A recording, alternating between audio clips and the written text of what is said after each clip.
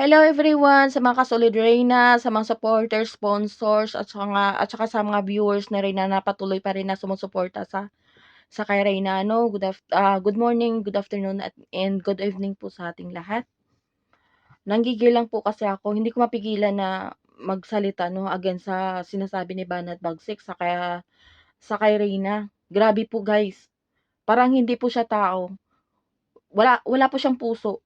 Binubuli niya po yung bata, pati yung nanay ng bata, porke ganito na lang si Ate Melanie na walang kakayahan para sagutin niyo, gano'n po ba, gano'n na lang po ba kaya na ibulihin niyo siya at husgahan?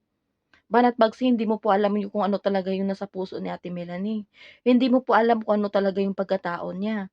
Nakikita lang natin siya sa social media as mother ni Reyna, pero hindi po natin alam kung ano yung pinagdaanan niya. At lalong po, 'wag mo pong bulihin yung bata, kasi hindi niya po ginusto na may sakit siya. Banat Bagsik, hindi ka ba naawa kay Reyna? May sakit na nga, tinatawanan mo pa. Instead, ipag-pray mo na sana si Reyna gumaling na. Pero yung ginagawa mo, binubuli mo po yung bata. Saan po yung konsensya mo, Banat Bagsik? Lula ka po, lula ka na po. Siguro may mga apo ka naman na, 'di ba? May anak ka din, 'di ba? Kung ikaw sa pamilya mo nagkaroon ng katulad na mayroon na sakit na katulad ni Reyna, ano yung maging pakiramdam mo, 'di ba masakit? Like example, mapanood 'to ni Reyna 'pag gumaling na siya, yung sinasabi mo na may sayad, nagmana siya sa nanay niya na may sayad. Ano mararamdaman ng bata? Ano po, masasaktan po, Banat Bagsik. Dapat mag-reaction video, puwede naman na ano, positive lang po. Positive lang at 'wag gumamit ng mga harsh na salita.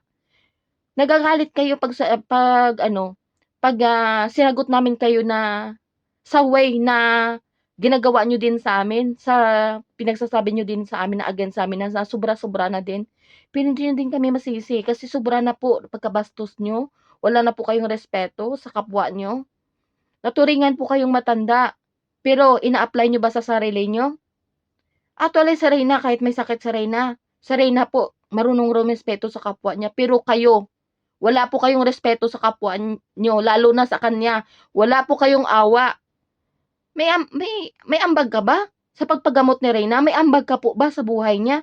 Si Reyna po, 'di ba wala? Pero si Reyna po, may ambag po sa'yo dahil kino-content mo siya, kumikita siya. Kumikita ka sa kanya. Pero yung pinagkakitaan mo na bata, nilalait mo, hinuhusgahan mo, binubuli mo sa social media na libo-libong tao nakapanood.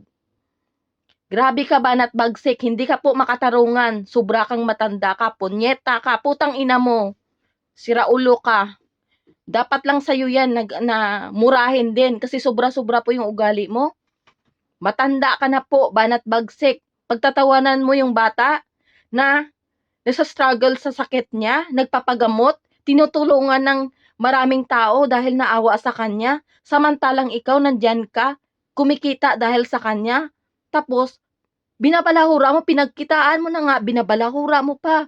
Hindi ka na tao, wala ka na pong puso, Banat Bagsik, sa totoo lang. Banat Bagsik, ikaw yung lula na paurong na walang pinagkatandaan, wala kang respeto sa kapwa mo. Yan ang masasabi ko, grabe po, kalingap ka.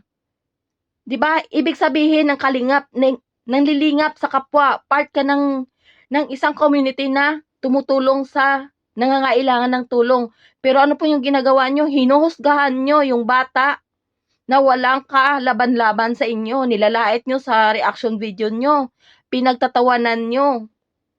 Grabe, wala na talaga akong masabi sa ugali mo. Sobrang bastos ka. Wala na po yung essence of charity sa ginagawa niyo po. Instead, dapat tumulong kayo sa kapwa niyo.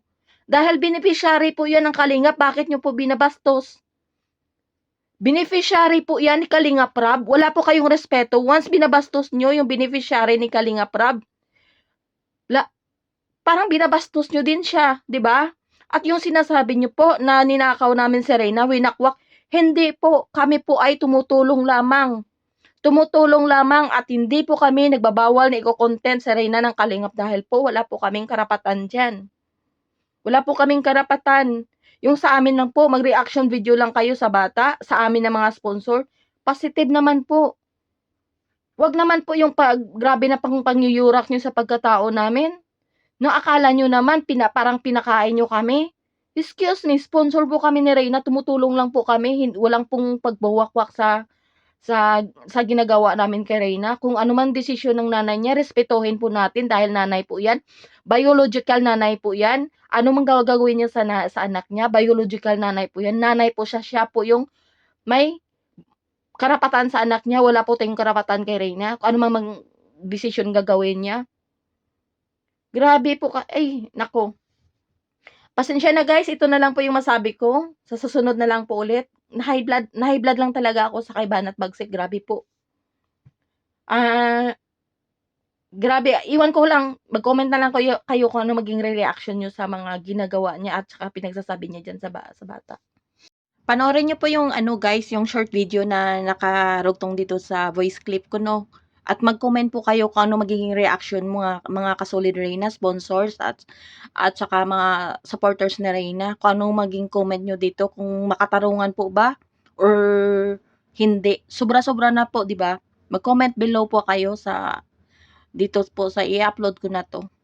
Thank you po and God bless po sa ating lahat. Laban lang po para sa kay Reyna. Alam po natin sa sarili natin na pagtulong lang po yung hangad natin. Wala po tayong hinahangad. Is gumaling sa Reyna at maging normal na po at makapasok sa normal school at maging normal na dalagita na basta marating niya po yung mga gusto niya, ang pangarap niya sa buhay at maging normal na po yung pamumuhay niya. Yun lang po ang wini-wish natin na sana ipagkaloob po ng Diyos. And God bless po sa ating lahat. Dito na lang po ako. Kayo na lang po bahalang maghusga.